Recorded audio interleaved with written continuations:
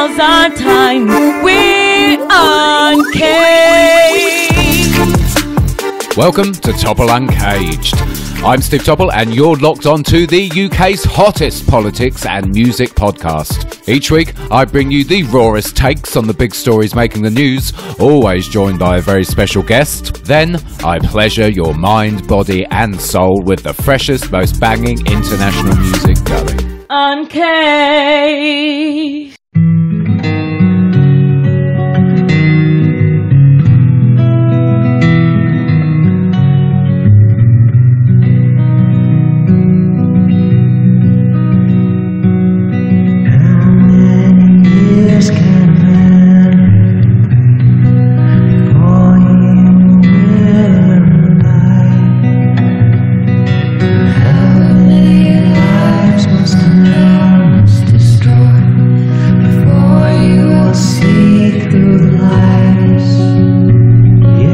What's up everyone, I am Steve Topple. It is the first full week in May, and yes, I have dedicated a whole 6 days of this podcast to one very special cause. The answer, my friend, is blowing in the wind. The answer is blowing in the wind. Because the first full week in May is not only Emmy awareness, but it is Millions Missing Weeks as well.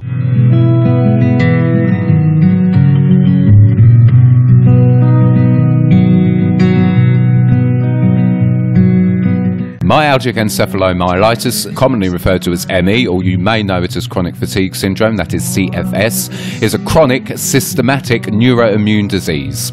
It affects at least 17 million people worldwide and around 250,000 people in the UK alone, and those figures are just estimates.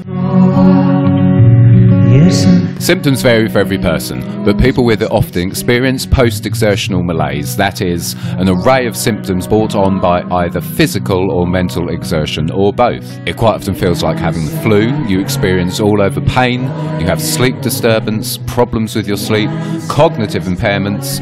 The autonomic systems in the body are often messed up. That includes your nervous system, digestive system and endocrine, and you experience hypersensitivity. ME has been fraught with controversy. For decades, and let's be honest, often still to this day, the medical profession and systems of government have not properly recognised it. People living with ME have been disbelieved, stigmatised, given incorrect treatment, or, quite often told, it is all in their heads.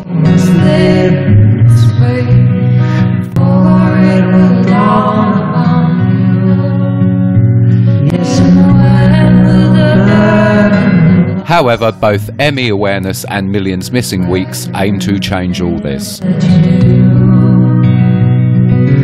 answer, my friend, is blowing in the wind. The answer is blowing in the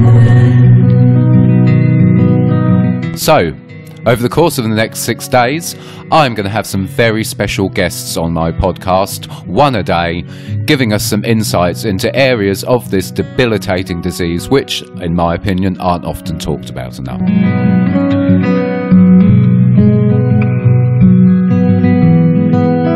So, let's get cracking with today's guest.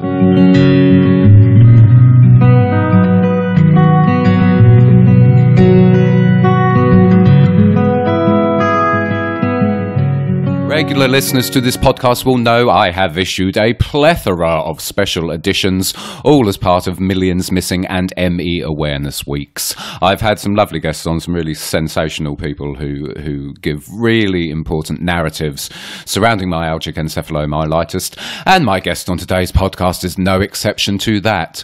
What's so special about her is she has defined herself, and she is defined as a writer, she's a published author, as a campaigner, and as someone who has launched and is running their own charity. What hasn't defined her and what she hasn't let define her is her severe ME. However, that is what, in part, we're going to be discussing today.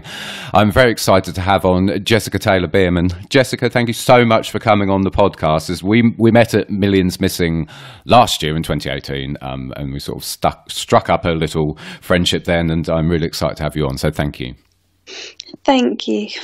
So you released this fantastic but also heartbreaking book last year, A Girl Behind Dark Glasses, which we will get onto and get into later on. But as I said in the introduction, the kind of thrust of this is, for me, severe ME today, because it is, it's really difficult because ME is atrociously misunderstood as it is, but severe ME is even less understood, and there's so many misconceptions surrounding it. So to start off, Jess, I want you to describe, if you can, to the listeners in your own words, what is severe ME, what for you defines it, and what are the most difficult aspects of this form of the disease?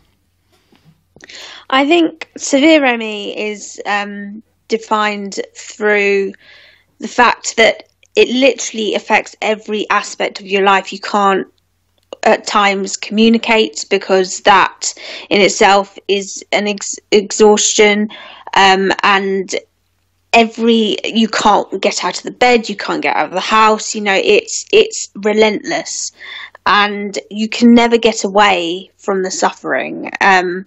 It's a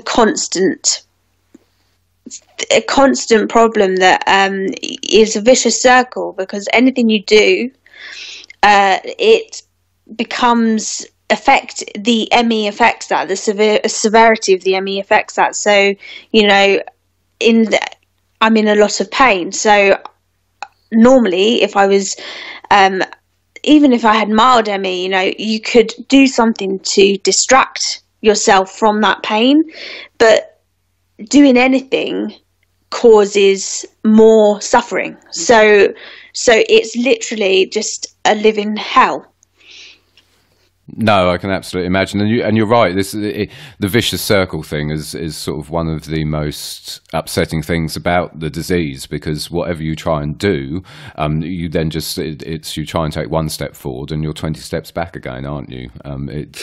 It's very, very distressing in my opinion, and there's so many people out there living with it. And as you quite rightly point out, you don't get to hear them because they are so ill. It's again, we're back to a vicious circle again. But you have been raising, I want to say profile, it's not really the right word, but you've been raising the profile of severe ME, and you did it most poignantly and, in my opinion, most effectively through the book you wrote, which was A Girl Behind Dark Glasses. There will be a link in the show notes to that book, listeners. Why did you decide to do it? Because obviously, for listeners who don't know, it's an amalgamation of diary entries over a certain period of your time. Why did you decide to go ahead and do that and publish it? I think it was really important to publish A Girl Behind Dark Glasses, because when I was suffering at that point, so I was in hospital. It's over the 4 years that I was in hospital constantly, and to everyone else, I just disappeared off the face of the earth. I wasn't able to have visitors very often. And when they did come, they couldn't get anything out of me because I couldn't communicate, and I lost who I was. And I think having an identity through severe ME is quite a difficult thing, and I wanted to get across what it was like to suffer so severely, but I wanted it to stop what happened to me happening to someone else. So there's abuse, there's just the way you're treated is quite appalling, and if I could stop that from happening to another person by educating them, then that for me was the most important thing. And also I had to hold on to something. So I was so ill, but I had to have hope, and that was so important to me. And for me, I always wanted to write a book. So that literally kept me going, because even on the worst days where I could say like a word, I still had something from that day that I had recorded down. It was really important as well to feel like I wasn't just letting life continue on without me. And so it had a purpose, and I think that's really important, because it's so easy to lose hope and lose the fact that you can get better at all, or like improve it at all, you know.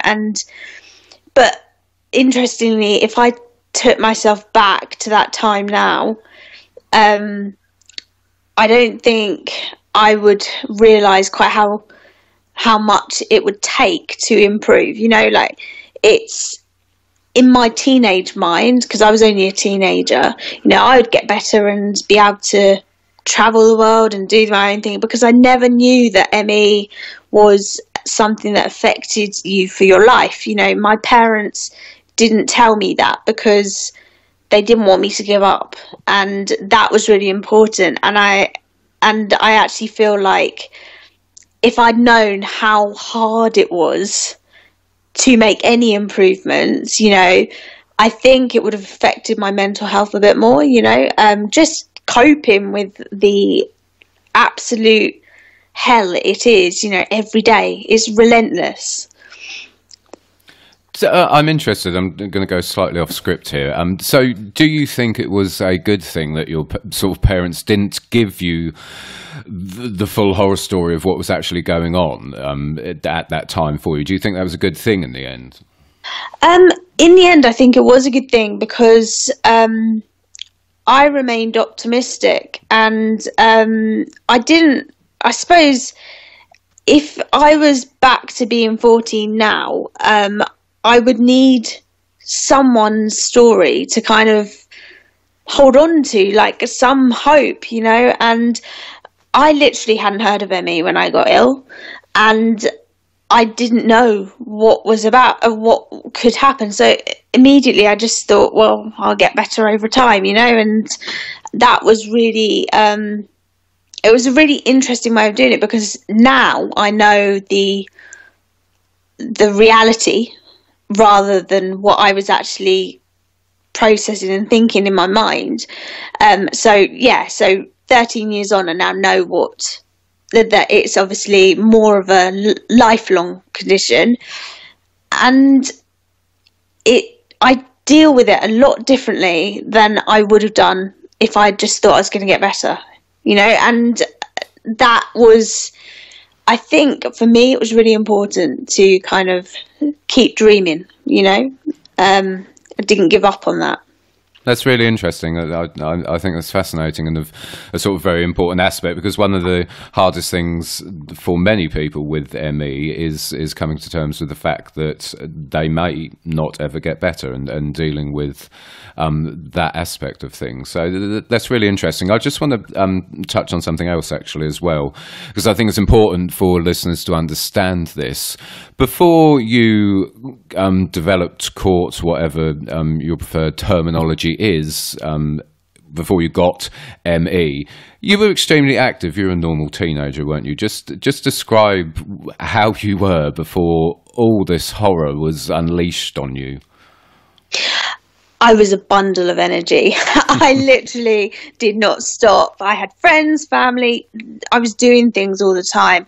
And I think that was what was so difficult to get used to, is that complete change. And, you know, I was 14 when I got ill, and I didn't want to be ill. So I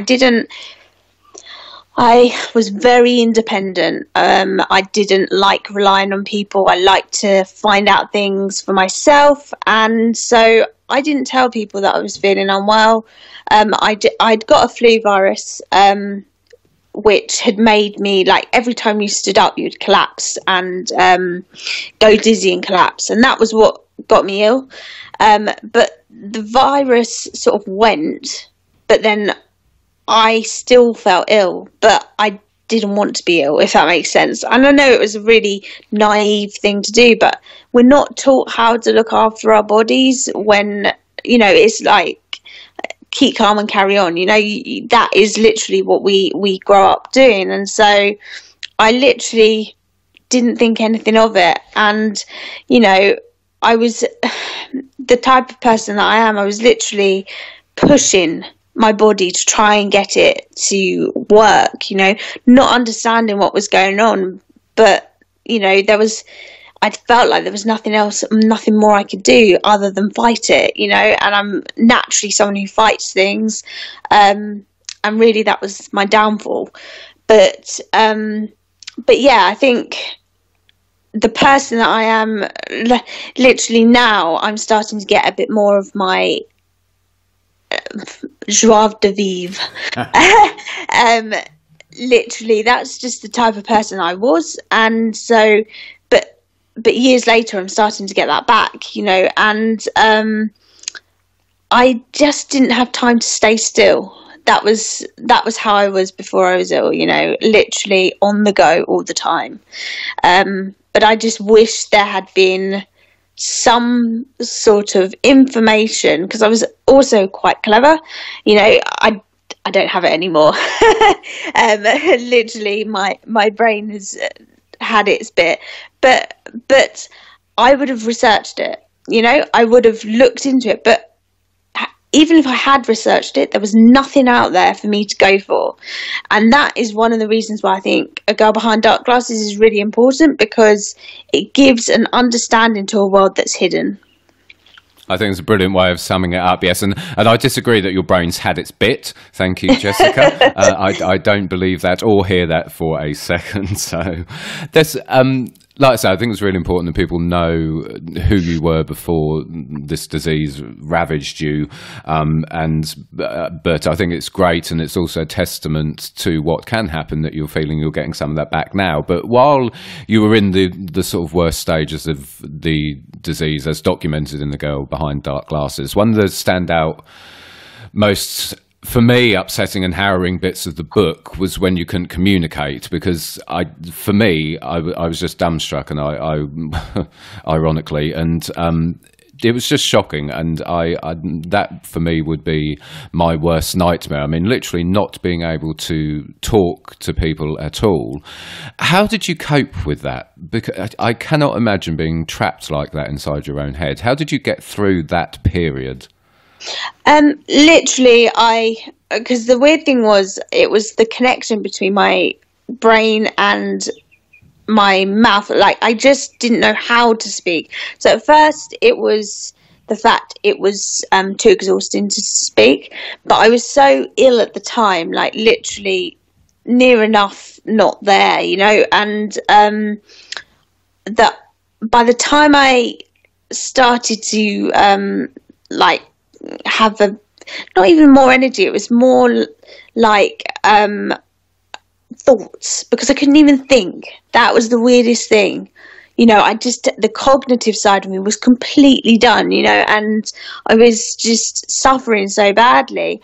But over time that started to improve a bit, but by that time I literally couldn't remember how to speak, and that is difficult. That is really challenging, because I don't think all the things that happened to me, so the abuse, the way staff spoke to me, what they would do, you know, I don't think that would happen if you had the power of speech, which is why there's a chapter in the book called The Power of Speech, because it just changes everything. And yeah, so I kept going, because I literally believed that I was writing my diary in my head, you know, and so I literally would come up with a sentence. It would take me the day to come up with a sentence, and then I would use sounds rather than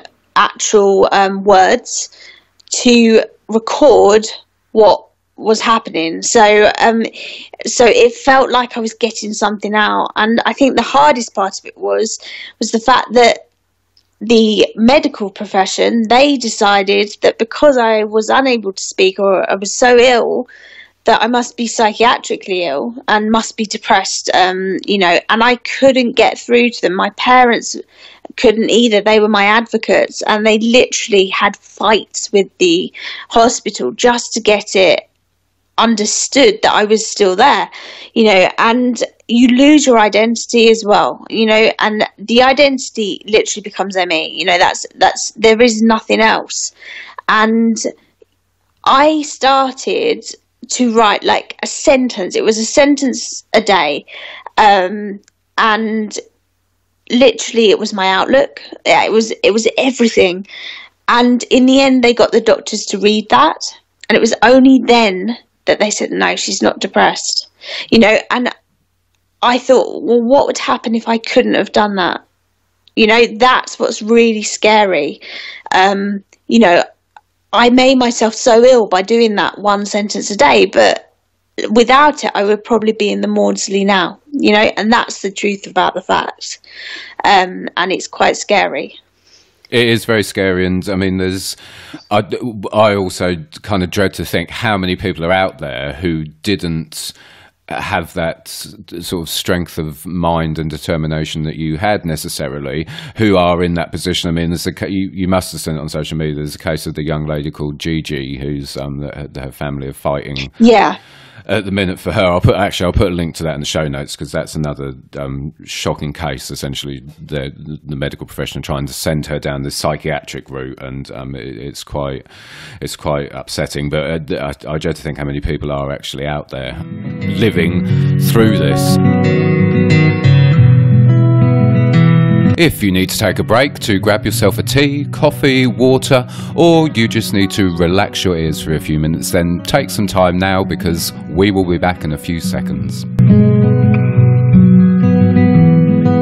You talk about the medical profession, and in the book, I mean, in my opinion, you're quite nice about them, really. To be honest, you're quite polite. I think if I'd have been in your shoes, I would have been a lot more forceful with what I said. But you're quite balanced, really, in the book. But your treatment was horrific. It was absolutely disgusting. I mean, again, something else that stood out for me was the fact that they basically experimented on you with a load of energy drinks to see if that would make you better. I mean, it's just, I read that and I was like, is this for real? They actually tried this on her, and it's just, it was staggering to read. I mean, after everything you went through during that period, how, or have you maintained trust in the medical profession? Because it must have been so demoralising, and also just a complete loss of faith in them. How have you maintained any form of trust from that experience? I think it's very hard to have a trust for the medical profession. I suppose in some ways I've grown up with a medical family. My dad's a paramedic, my mum used to be a nurse, and so medicine had always been something that was in my life. I never took medicine, but as in it's always talked about, you know, and so I had a respect for the medical profession, which is why I always had to find the positive in what they were doing, you know, because I couldn't bring myself to understand that they were actually playing with my life like they really were. And I suppose it was a coping mechanism as well, because you're in their mercy, you know, you are literally in their hands. They can do anything, and, you know, you could die, you know, it's as simple as that. And I mean, one of the cases, one of the times that really affected me, and I thought, you know, this is really, really bad, you know, was when they put me on a drug, amitriptyline, and my body didn't metabolize it. And so they never checked my bloods or anything. They just kept up in the dose. And then suddenly I had a lump on my arm that was noticed, and you know, they wouldn't let my parents come in to see me very much. I was only allowed like 5 minutes with my dad because they thought I didn't have the energy to see him, and that was traumatic enough as it is. But the nurses, they basically saw this lump and they freaked. And then they felt my pulse, and my heart was completely irregular and off the scales, going incredibly fast, and it had a lot of ectopic beats. And suddenly it went from having a nurse in here to like 5 doctors, a consultant, all the nurses, the sisters and everything, and they finally did my blood. This was like 2 months after I'd started the medication, and literally once they had checked the bloods, they freaked, because they were just like, we nearly killed you, it was as simple as that, and because I didn't have a voice, again going back to the communication, because I couldn't say anything, I relied on them to know when something was wrong. So it put me in a position, I'm always scared of doctors, because in hospital for so long, I felt like it was judgment day when they came round, and literally you had to, particularly one hospital I was under, you had to have improved a bit. If you hadn't improved a bit, they would shout at you. And it was just as simple as that. That's how they were, and I have had problems with doctors ever since, I find it very difficult to put my trust in them because I just know what happened to me before. But I find myself petrified of them. I'm petrified they're just going to say, it's psychiatric, that I'm putting it on or whatever. I'm just petrified of it. And really, I have to say, neurologists I struggle with. I really do struggle with them because it was a neurologist that I was under that used to shout at me and be really horrendous.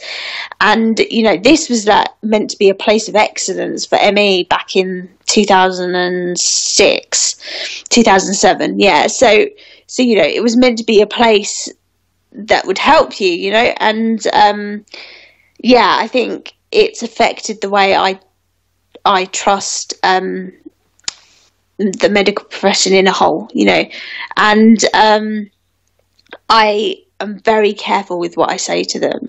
But actually, last year I saw a neurologist, and he actually believed me. And it was so surprising. You go in there thinking you're gonna have to fight your corner again, and he was like, no, and he completely understood.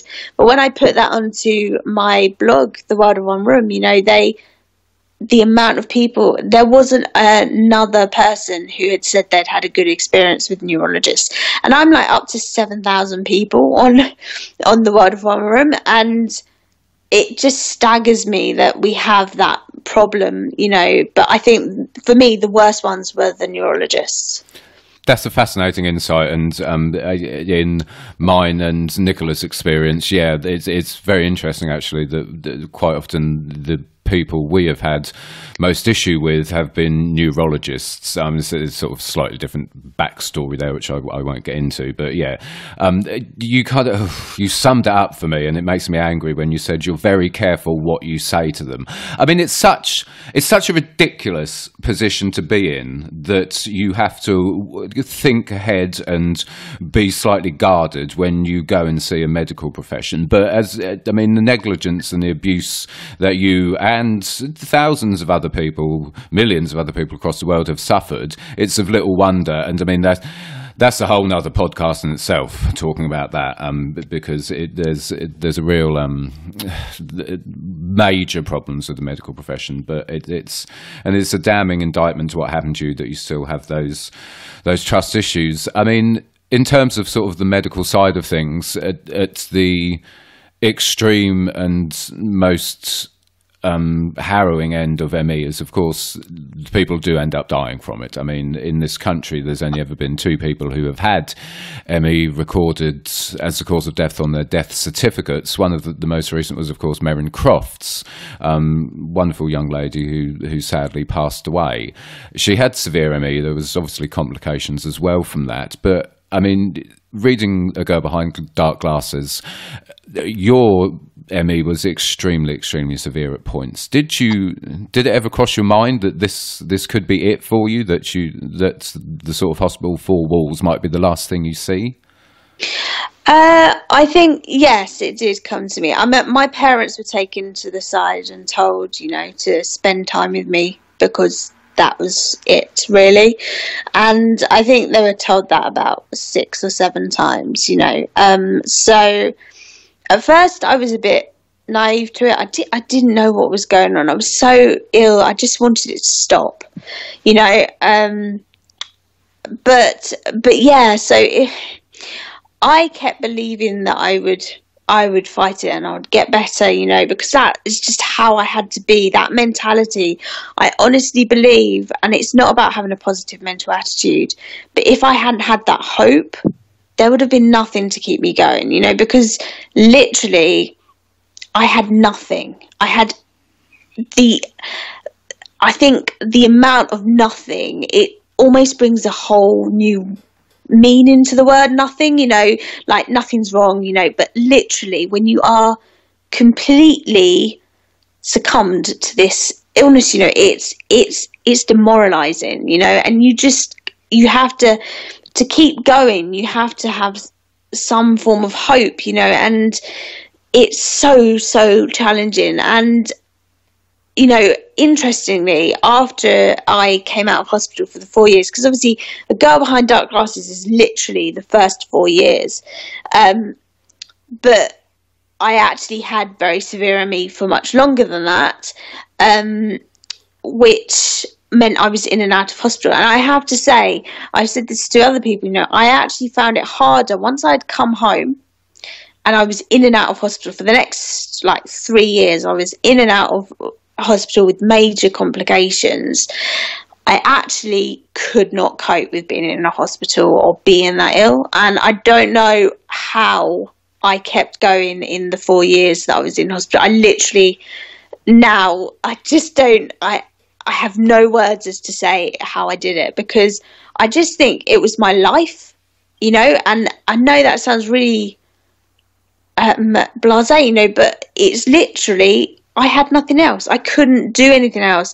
But what I found was when I came home to the community, to my home, I suddenly had things that reminded me of home. You know, my family were around, and I didn't see them all the time, but they were there. You know, I knew that I had that comfort.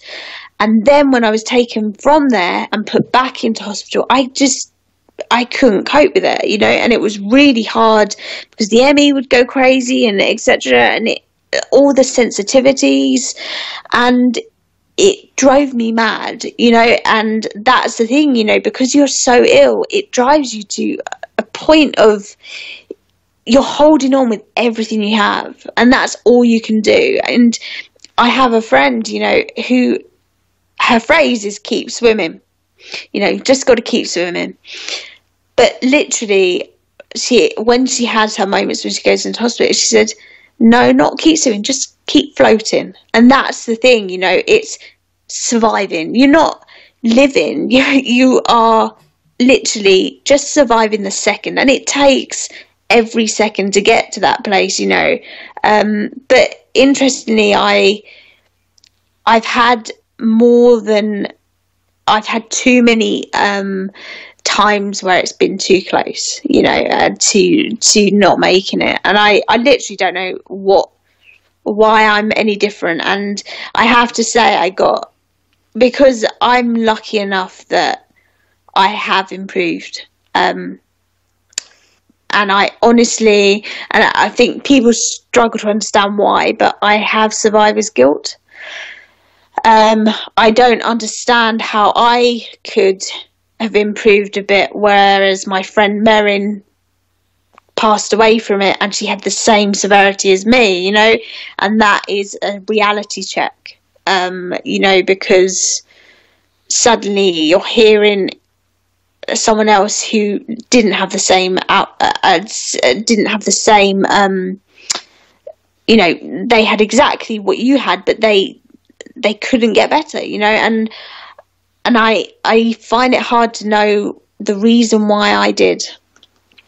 No, absolutely, and that's beautifully put. And that is one of the most heartbreaking things about this illness is because it affects everyone differently. There's no way you can compare often to sort of two people, and it's what's in part, I think, making research and answers to this so difficult.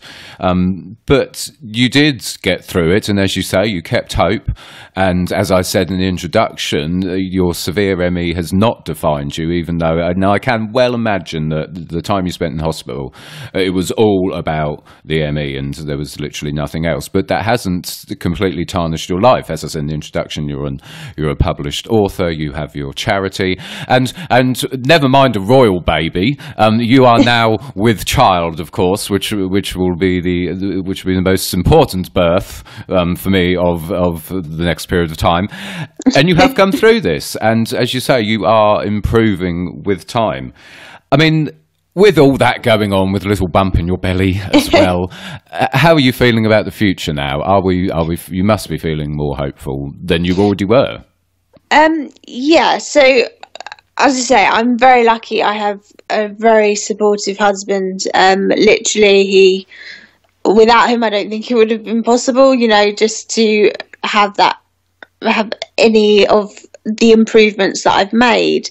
I would never say they were down to someone else, like, I know that sounds, I've had people say, oh no, you just having the focus of having someone like a man with you or whatever, it must have helped you get better. I was like, no, I have always wanted to get better.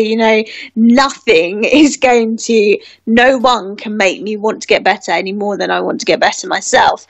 But yeah, I think becoming pregnant, I literally feared how people would take it a lot. I really did.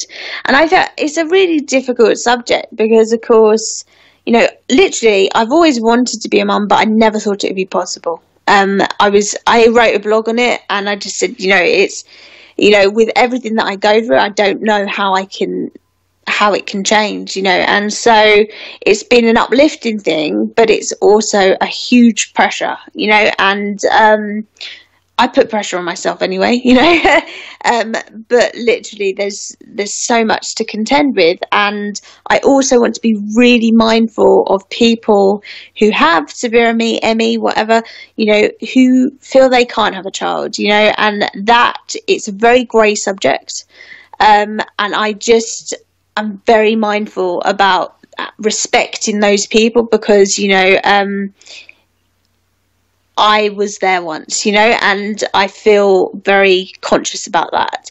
But yeah, I am hopeful. I mean, I made quite a lot of improvements with the pregnancy hormone. I never knew that could even happen, but apparently autoimmune diseases can, when they're to do with the immune system, literally the pregnancy hormone creates a kickstart for the body, and you either improve or you digress, you don't get better, and very luckily I seem to improve, and yeah, it was quite surprising, but I will take it every day as I can, and just live as much as I can. That's what's important to me, is that I can do, I think in my video, I did a video called The World of One Room many years ago now, but I think even in that I had said, I will get better, I will follow my heart's desires, and that was what and randomly when I was in hospital, I learned to say that in Polish because of my Polish carers. I could say random stuff in Polish. But literally, I just feel like it's a new start, I still have ME. I still probably have severe ME, but not as severe as I was at 0% functionability, for a long, long time. And I think, I blog about the subject now because I know when I found out that I was pregnant, there was no one, and I was like stuck, lost, fearful, everything under the sun. And yeah, so I'm very mindful about giving enough information, but not overwhelming people with information, because I know how difficult it is. No, I think your approach is absolutely spot on, and I think you will be fine. You're going to be a wonderful mother, I am sure. Jess, it's so lovely to have you on the podcast, and what you see as well, and I have to say, is what listeners will not see, of course, is that I would imagine that this half hour, that's you done for the day now, isn't it? Yeah, absolutely it is.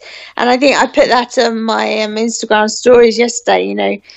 People see me at a certain time, like where I'm putting all my energy into something, but they never see the aftermath, and that is the difficulty with severe ME, because literally it's even more invisible than ME is, in itself, because literally you can just suddenly lose it with a click of the fingers, and it's gone, so yeah, I think I'll spend the rest of the day resting up. I know. Well, rest peacefully. But Jess, you have been eloquent, you have been on point and very insightful. And like I said, it's a real pleasure to have you on. Jessica Taylor-Bearman, thank you so much for coming on the special edition of the podcast. Thank you ever so much. I would like to thank all my guests on this week's podcast. You can find more details about them in the individual show notes from each episode. I would also like to thank the ME Action Network. You can follow them on Twitter. It's at MEActNet. And the UK group is MEActNet UK. Of course, thank you to the ME Association as well. You can follow them on Twitter. It's at ME Association. And there are full details of all the activities these organisations are doing in the show notes. And last but not least, thank you to all the people living with ME, their families, friends, advocates and supporters out there. Society may have made you invisible, but trust me, you are not. You are very much visible. Keep fighting. Until next time, I will see you very soon. The answer, my friend,